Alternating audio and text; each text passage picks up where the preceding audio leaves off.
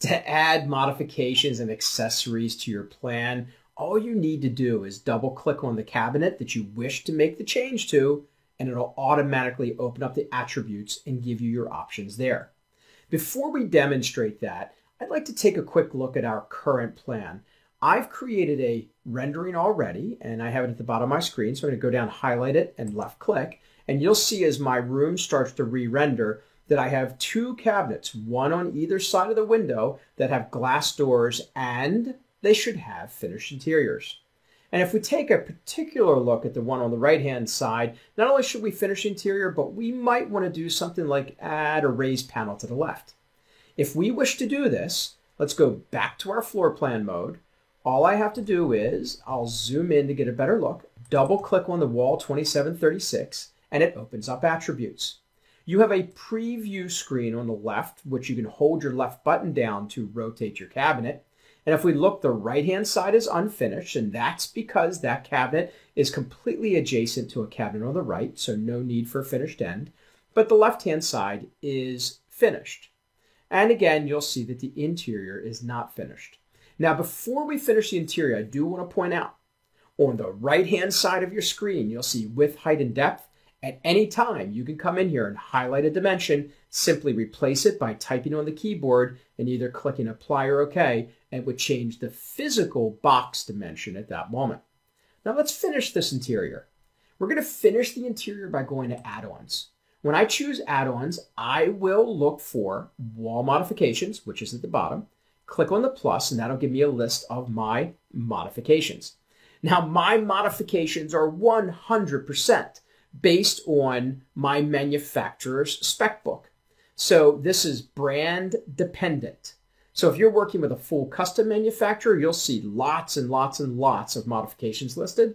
If you're working with more of a stock type of cabinet manufacturer, you might only see a couple of options. Again, it's brand specific. Now let's finish this interior. I'm going to find finish interior to list, put a check mark in the box, and as I look at the cabinet, the interior is now finished.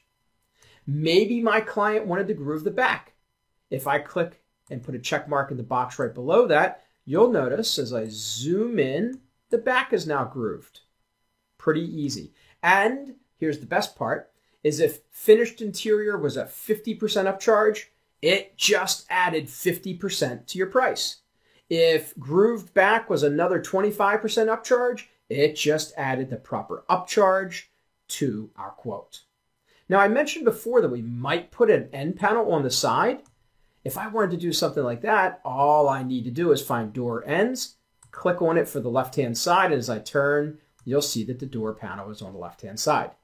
Now, you have multiple ways to view the drawings. When I start adding detailed items like an end panel, I like to right-click and go to align mode so that I can see the actual detail of the profiles of the door panels. If I right-click again, this becomes a texture with lines. Right-click again, it becomes a wireframe drawing. And again, I'm turning it by holding my left-hand button down. Right-click one more time, and you see it's a plain line drawing. And then if I right-click again, it goes to color, and then back to my original drawing. So every time you right-click, it shows you a different view. Choose the view which is most appropriate to what you're trying to see on your screen. Now, so far we've been working in modifications, but you could use an accessory. We could decide that we wanted to put an appliance garage below this cabinet. Well, I just go back to my add-on list. I look for the appliance garages, click on the plus. I'm going to move down and say I'd like to have a 18-inch straight timber.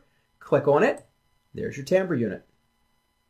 If I clicked OK, went back to my preview, and clicked on my rendering again, you'll notice that the cabinet on the right is now a finished interior.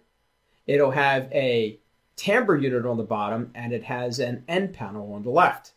Now, I've confirmed that this is what I want in my plan, so my next step is to go back to my floor plan, and we'll need to make changes to the left-hand cabinet here so that our client gets exactly what they're expecting.